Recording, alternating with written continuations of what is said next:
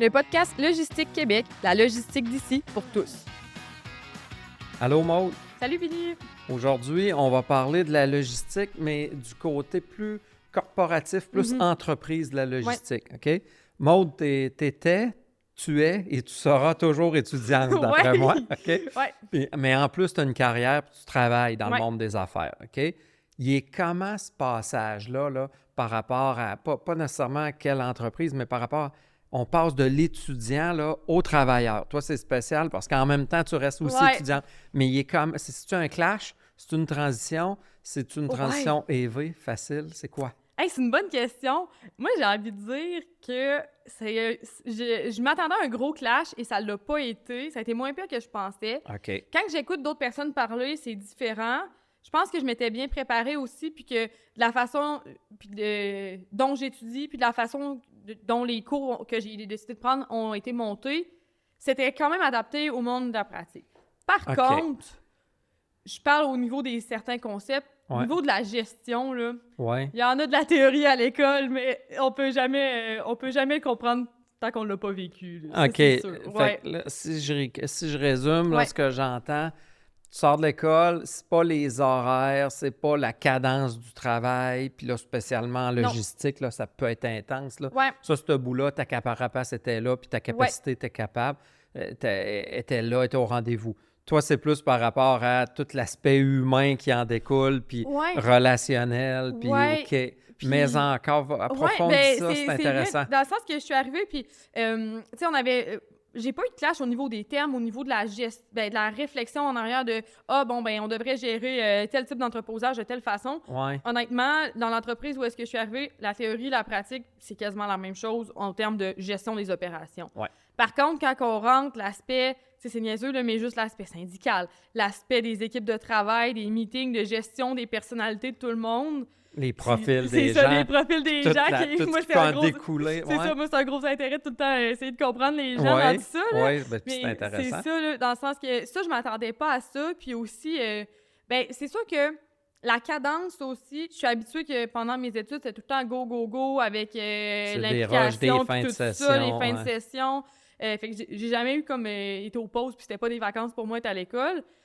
Mais j'ai gardé cette cadence-là. Fait que peut-être que quelqu'un qui, pendant ses études, fait son 5 cours, ne travaille pas, n'est pas impliqué, va avoir un gros écart.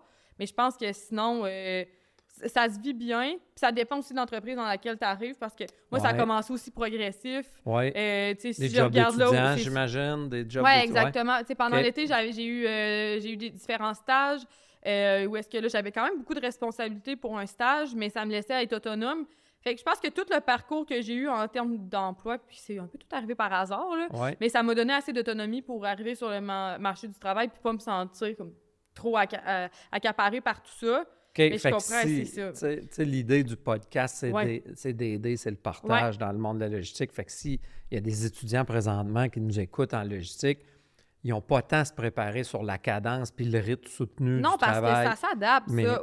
Mais qui se préparent à baigner dans un monde avec toutes les particularités. Tu es d'une micro-société en entreprise. Oui, exactement. Puis aussi, je pense qu'il y a une partie que c'est les entreprises qu'il faut qu'ils s'adaptent aux étudiants qui arrivent, aux nouveaux, dans le sens que tu vas pas aborder quelqu'un que c'est son premier emploi de la même façon que si tu recrutes quelqu'un qui a, par exemple, 15 ans d'expérience dans une autre entreprise.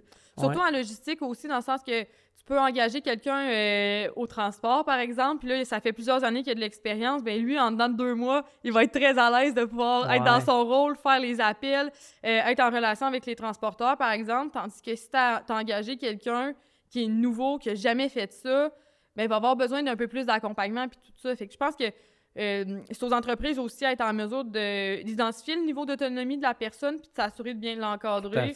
Moi, dans mes premières semaines, j'ai été tellement bien encadrée dans le sens que je me faisais tout expliquer en détail, mais ça m'a permis de me bâtir une certaine confiance puis d'arriver après quelques mois puis d'être assez autonome dans ce que je faisais. Oui, puis chaque embauche, chaque personne qui débute, c'est différent d'une personne à l'autre. Il n'y a pas une recette. Il y a des bons guidelines, il y a des bonnes lignes directrices à respecter, à mettre en place. Au final, il faut s'adapter à chaque personne. Mais tu sais, l'entreprise puis le monde des étudiants, à un moment donné, entre les deux, il y a des opportunités parce que, comme tu dis, faut que l'entreprise, elle apprenne à s'adapter à l'étudiant. Ouais. Mais c'est ce qui est difficile, puis où ce que je vois des opportunités, c'est qu'en entreprise, là, tu es déconnecté du monde d'étudiants. Puis là, ça se peut que ça fasse 3, 4, 8 ans, 10 ans que tu n'as plus de lien avec les étudiants, que tu n'as plus de lien avec ce monde-là.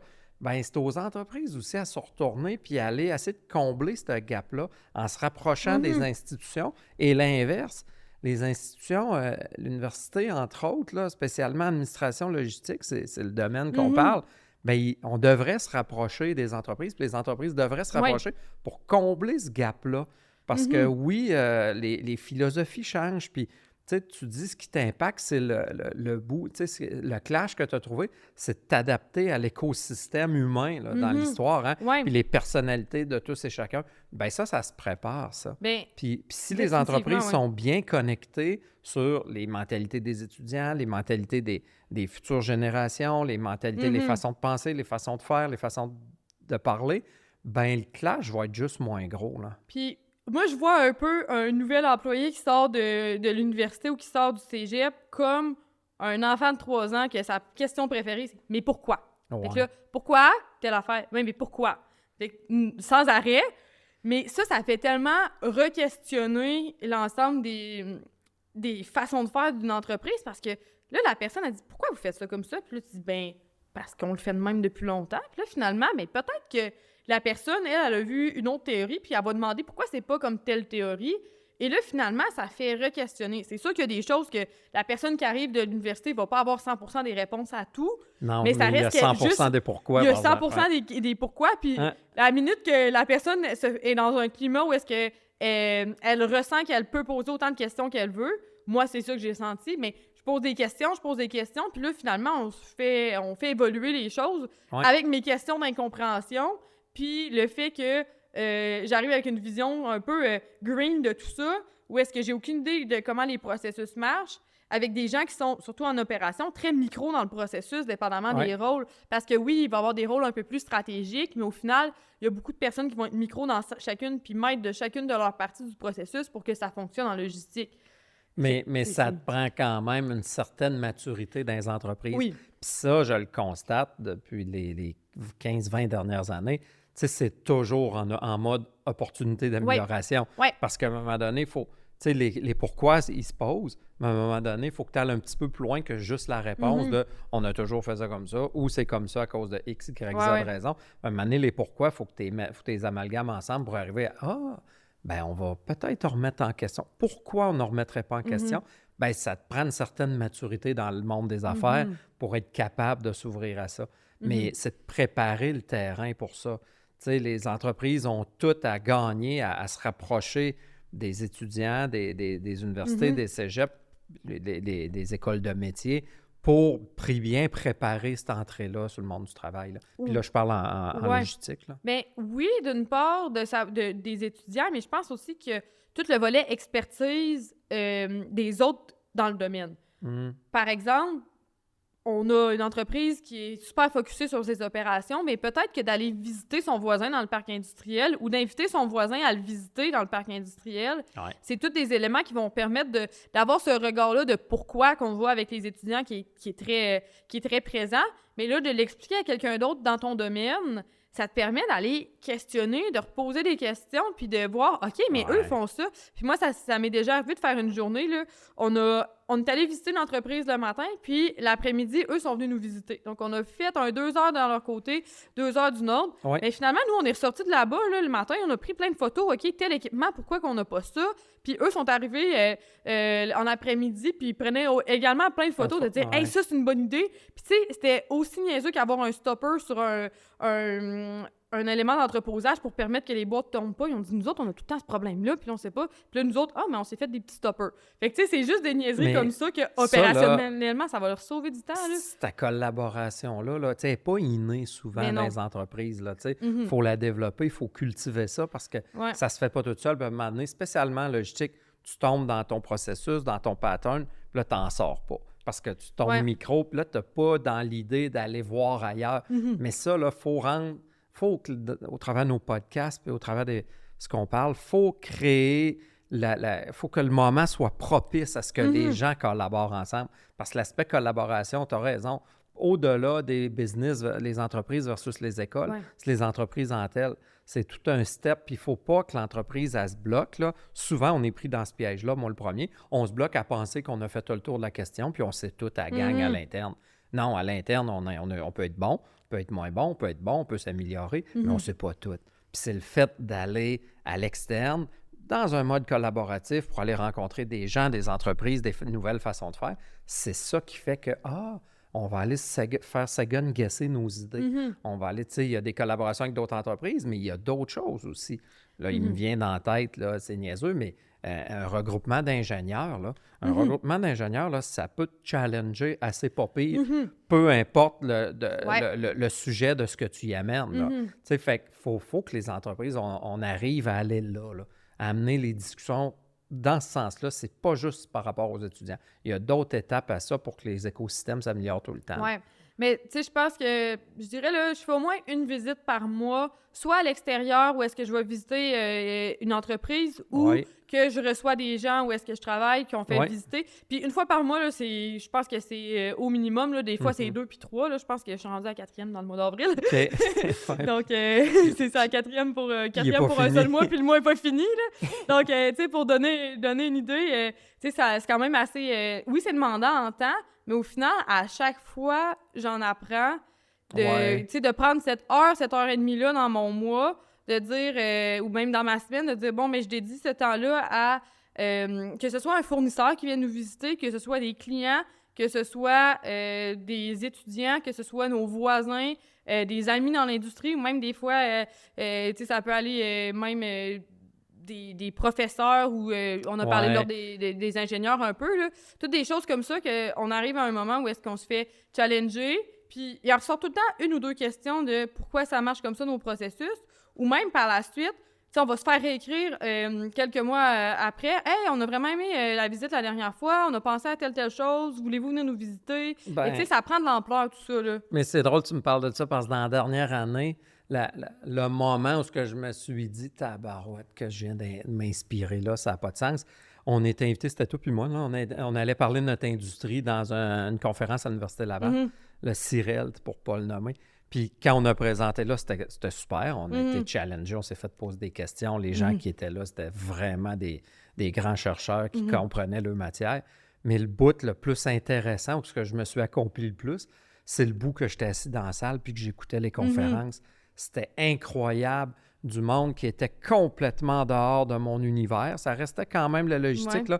Il parlait de l'entretien des rues au Québec, puis de la récupération de tout le calcium, des déchets d'hiver, puis c'était dans le mode éco-responsable, mais ça m'a tellement fait allumer sur un paquet d'opportunités que juste leur façon de penser puis leur façon de décortiquer le processus, ça m'a fait allumer de moi, mon côté professionnel. Aïe, j'ai jamais regardé les choses de même. Fait que, tu sais, pas avoir collaboré dans des événements comme ça, pas avoir pris le temps d'aller écouter les autres conférences, je les aurais pas eues, ces bonnes idées-là qui ont fait mon année, dans la dernière année, là.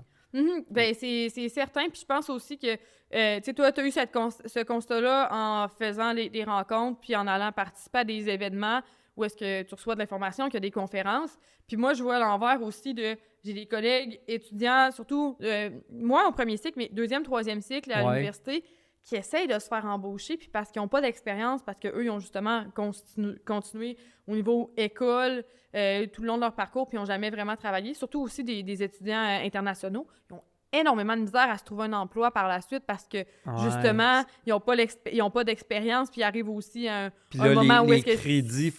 Les crédits universitaires viennent qu'à faire peur aux entreprises. Exactement, là. c'est ça. Donc, je comprends ce biais-là, ce piège-là.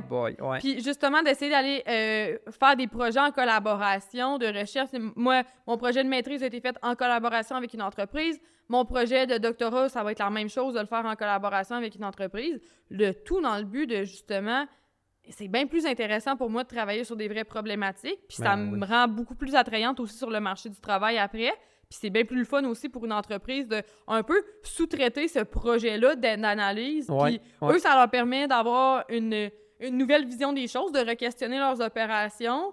Puis, tu sais, tout ça ensemble, ça fait juste bonifier le milieu professionnel. Puis je pense que, tu sais, autant avec des projets de recherche, avec la collaboration, puis avec le podcast, c'est ça qu'on veut faire, de pouvoir un peu faire réfléchir tout le monde à comment qu'on peut s'améliorer, puis aussi, pas juste s'améliorer, mais surtout penser différemment. Oui, tout à fait. Il faut que l'entreprise, là, on parle d'entreprise, mais il faut que l'entreprise arrive à se dire, OK, à l'interne, là, on est limité, on est bon, on évolue, on s'améliore, on est tout le temps ouvert au changement, mais on est limité. Il faut s'ouvrir des murs de l'interne pour aller voir à l'externe, puis aller se faire challenger, puis aller chercher des idées collaboratives ailleurs. Là, ouais. Puis c'est beaucoup plus accessible aussi qu'on le pense, dans le sens que ça n'a pas besoin d'être la firme de consultation avec les 8 consultants qui viennent passer je ne sais pas combien de temps dans l'entreprise pour tout analyser. Je pense qu'avant d'arriver là, il y a des petites étapes qui peuvent être faites, puis c'est beaucoup plus à proximité que ce qu'on pense, aller chercher de l'aide de son entourage et différents réseaux. Puis les gens sont tout le temps ouverts, là. Tout à fait. Moi, j'ai plein d'exemples d'entreprises québécoises qui sont venues nous visiter puis qui avaient énormément d'intérêt, là. Tout à fait. Puis le mode consultation est encore nécessaire, mais je suis en lien avec ce que tu dis. Avant d'en arriver là, il y a un paquet de choses à s'ouvrir. De toute façon, si tu veux bien bénéficier d'un projet en mode de consultation, ben il faut que tu aies l'habitude de bien t'ouvrir puis pas avoir de hier. Ben ça, il n'y a rien de mieux que le partage d'idées entre les entreprises, entre autres. Là. Ouais. Fait que je pense que pour les professionnels, l'intérêt de s'informer, d'écouter des podcasts, de lire des blogs ou de partager, c'est vraiment un peu, c'est ça, ouvrir l'esprit, que ce soit de eux, que ce soit des gens de leur équipe, de regarder qu'est-ce qu'il y a disponible comme ressources aussi qu'ils n'ont pas pensé, parce que, tu sais, là, on a présenté plein de ressources qui sont là, disponibles pour en apprendre plus, mais il y en a plein qu'on ne doit pas connaître puis que d'autres gens dans l'industrie ont. Fait que je pense que c'est de regarder un peu l'objectif du podcast puis tout ça, c'est de faire rayonner les ressources qui sont disponibles en logistique pour tout le temps faire mieux. Tout à fait. Je ne peux pas avoir meilleur final que ça. Sur ça, merci. Bon après-midi. Bon après-midi.